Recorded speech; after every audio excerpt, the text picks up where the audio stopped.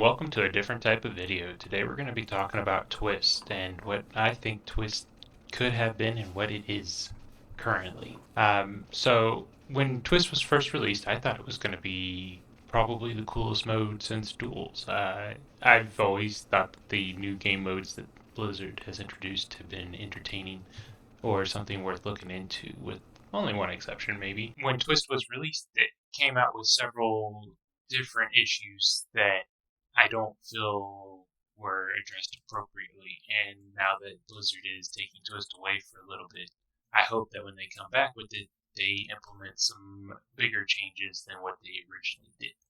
And so I'd like to outline those ideas and those concerns with you today. So my first concern is about the cost of crafting cards, or just getting the cards for these older formats in general. I very much like the idea of the catch-up packs and how they were implemented for players to catch up in standard, but maybe they should implement the same thing for the wild formats and make it so that players can get these wild cards.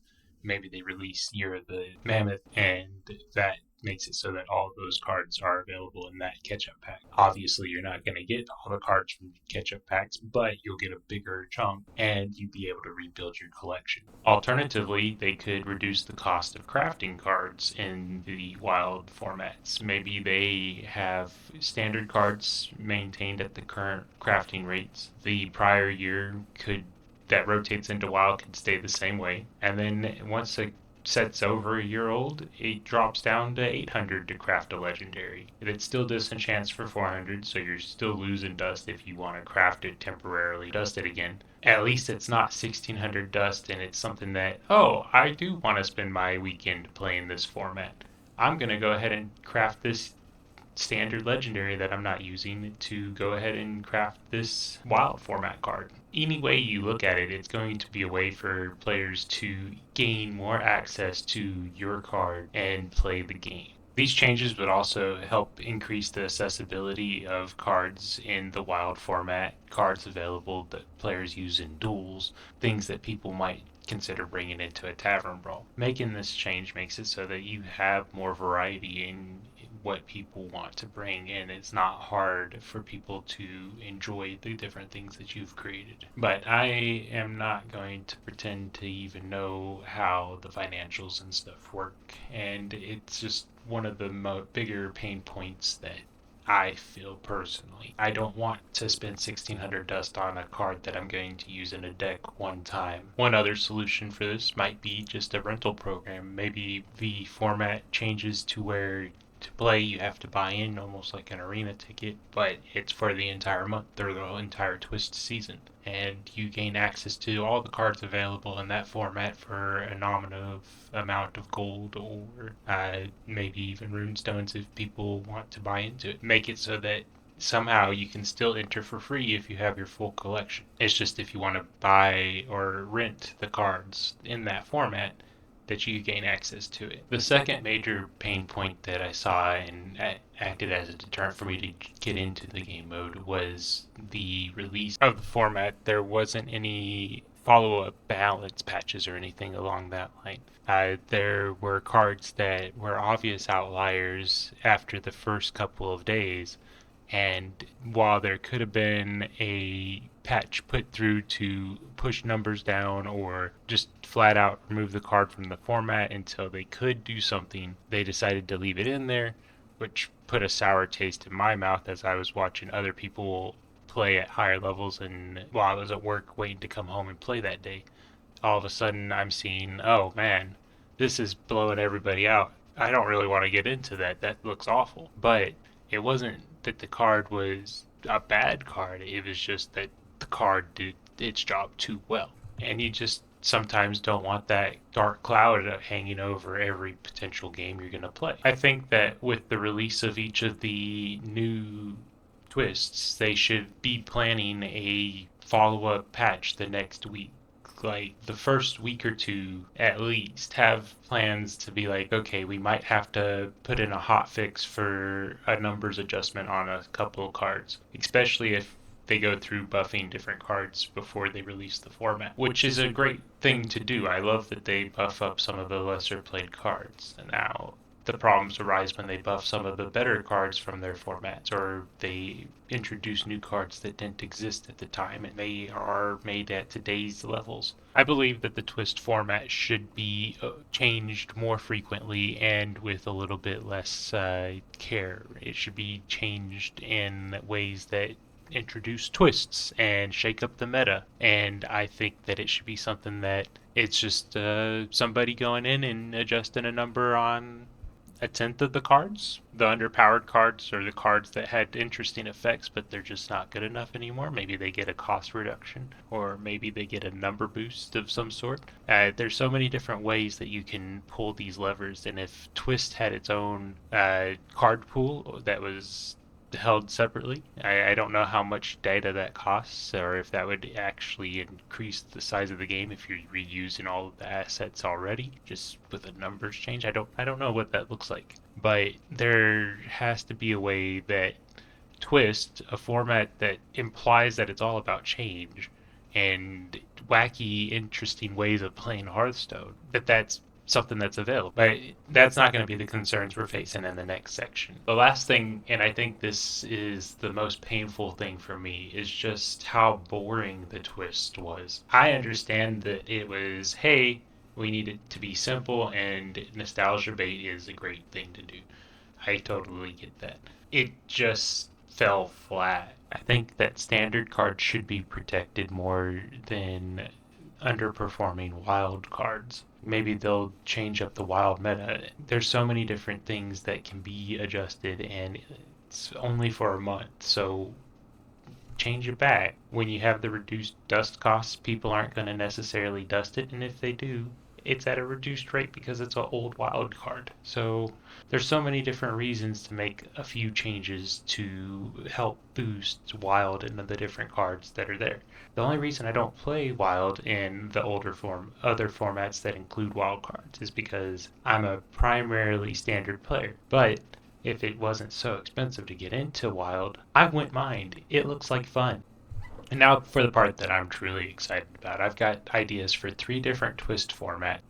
The first Twist format I want to share with you is the Champions format. The Champions format would have a few deck building rules. First off, it includes all wild cards. It has Highlander rules enforced on every deck, so you can only include one copy of any card that includes commons, rares, and the epics. And it's class cards only. Now, you're forced into class identity, and you're going to continue that into the gameplay as cards will only generate class cards, and you can only discover class cards. Highlander only makes it so that decks are more varied in their content. Class cards only restricts the card pool and has interesting implications as your cards need to work together. Having access to the entire card pool would help people have varied decks as well as the Highlander aspect forcing 30 different cards into every deck.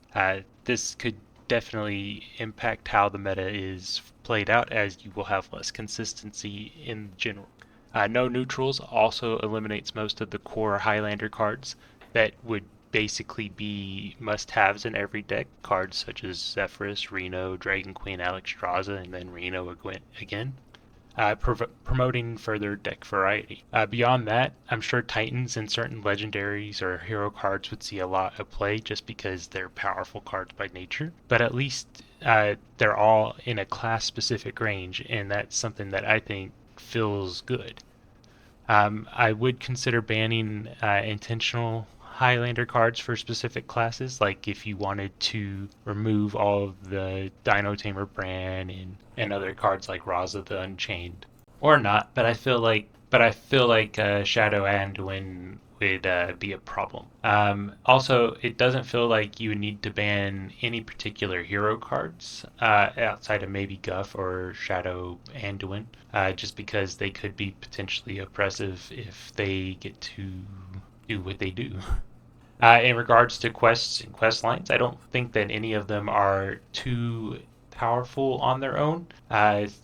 powerful quest line or powerful quests like Caverns Below lose a lot of their support when you only have one of those in your deck and you can't Shadow Step, or you can't use a couple of Youthful Brewmasters or whatnot to continue to play the same minion out. So that becomes a deck building challenge for that particular deck. I think that the quests and quest lines would be okay as is. The purpose for the season would be mostly to promote the unique gameplay, changing up how you build your deck, changing up how the game is played, changing the value of the cards that you see. All of a sudden, having access to only class cards and making it so that you have to play with a variety of class cards instead of, oh, hey, look at this package I pulled from Castle Nathria. I'm going to stick this with the one from Festival of Legends. And oh, wow, I'm basically just running a standard deck with a couple of wilded cards included. I want to make it so that people have to look differently at how their cards are played. If you're familiar with Magic the Gathering, it's kind of the difference between playing Modern and going over to Commander. But I don't know how this would necessarily play out. I just think that this is a far more interesting twist than the New Ages proposal. The next format I'd like to propose, I'm calling the Razor Scale Options twist. Name needs work, but the deck building rules would be wild cards, no restrictions. It's basically wild. The gameplay rules is where the game changes. Cards cannot cost less than 2 or more than 8. So, if you're playing Shadow Step, that is 2 mana, return a minion to your hand, it costs 2 less. It still won't cost less than 2. No matter what you do to it, it will cost 2 at the minimum. The same applies on the opposite end. Cards cannot cost more than 8. That also extends to cards like Reska or any of the giants. The next change to the gameplay is hero powers are upgraded. So every class will get an automatic upgrade to their hero power at the start of the game. Players start with 2 mana, since nothing can cost less than 2 mana other than the Demon Hunter hero power. Sorry, Demon Hunter. But then also players start with 2 additional cards in their hand, and player 2 gets an in-play location instead of the coin, since again cards won't cost less than 2, and this is an interesting way to use the mechanics that already exist to get around that issue. Sorry, Rogue, for your combo. So now the not less than 2 mana rule creates a problem for decks that have traditionally tried to cheat mana. The max cost of 8 allows the option to weave your hero power, which is improved, in with big plays every turn if that matters. In regards to cards like Reska or Shrivala costing more than 8 and getting their reduction, I don't know if there's a way to implement that they won't cost less than 8 until they've had a required amount of minions to reduce them below that. So Reska would cost 20 normally, lose 13 minions over the course of the game. She costs 7 now. That's when her cost reduction would come into play, and then still it would only stop at 2 mana. Since nothing can cost less than 2, starting with the 2 mana just expedites that turn 1 again. 2 additional cards makes it so that you just have more options to start playing the game earlier and hopefully have a play on turn 1. Keep in mind that player 2 would be getting a location instead of a coin in their hand. I know that that does mess up certain things, and this does feel like it would be a hit towards certain cards that try to cheat, and I'm sure some classes would suffer in this particular twist. But that's the whole point of the format. Maybe that for this particular month, you just won't see Priest or whatever other class isn't thriving in this meta, but that's the whole point of Twist.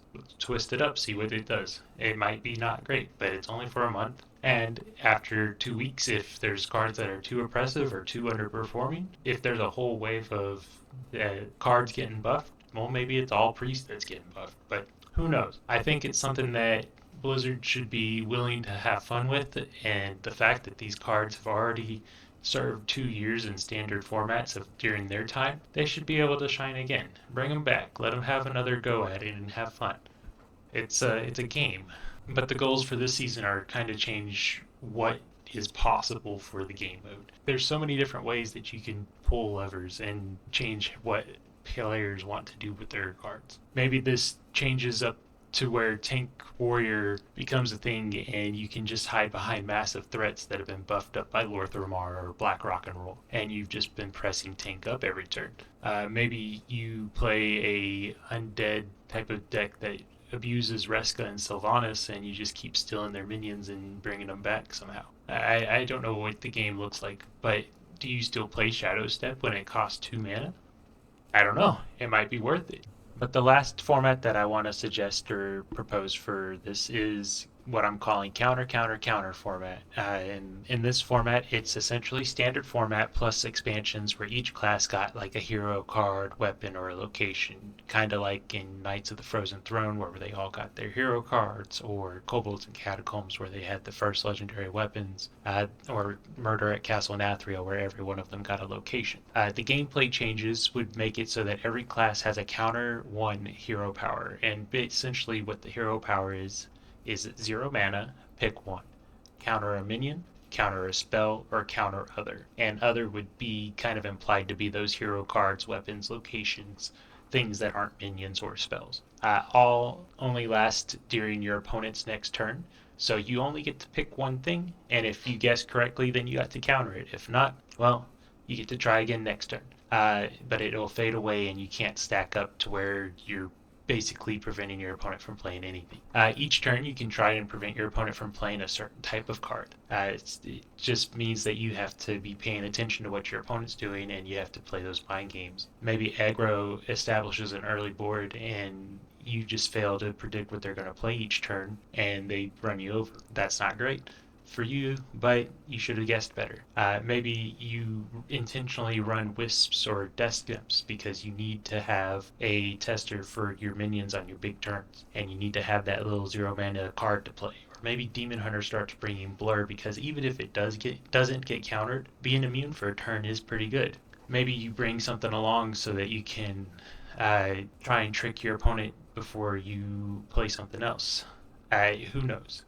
But because of the ability to counter the other types of cards, like Guff or Kingsbane, you know that those cards exist, and if your opponent's playing certain things, maybe you're like, I can't let my opponent play Kingsbane anymore. And in deck building, the Kingsbane player knows that, so now they have to include other weapons to try and test for the other option. I think the fun from this comes from the mind games and trying to trick both your opponent on your turn and on their turn.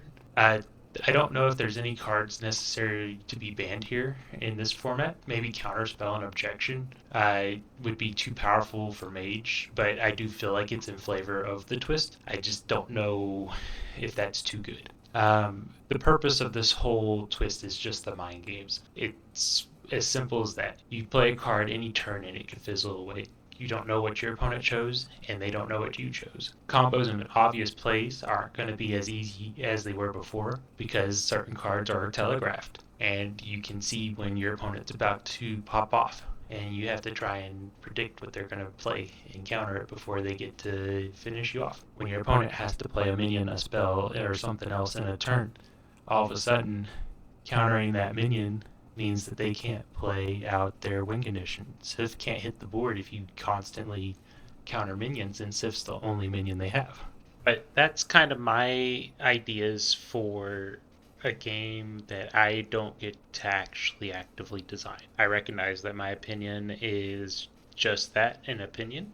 I have no actual knowledge of how the game could be changed or if it's even possible to implement these ideas. It feels like it's possible because we've seen all of these effects in some aspect. I don't know how far Blizzard's willing to go for it, or if anybody would actually be interested in following up on that. But that's kind of my ideas for a game that I don't get to actually actively design. I recognize that my opinion is just that, an opinion. I have no actual knowledge of how the game could be changed or if it's even possible to implement these ideas. It feels like it's possible because we've seen all of these effects in some aspect. I don't know how far Blizzard's willing to go for it, or if anybody would actually be interested in following up on that. But I am Ampersand, and you made it this far. Wow. Hey, hit the subscribe button. I think I'm gonna enjoy making a lot of Hearthstone content. Got other things coming too. I don't know what I necessarily want to do, but I have the neutral set coming out soon for the Mysteries of Pandaria, and then I have plans for a mini set. So we will see that soon too. But I'll see you in the next one. Bye.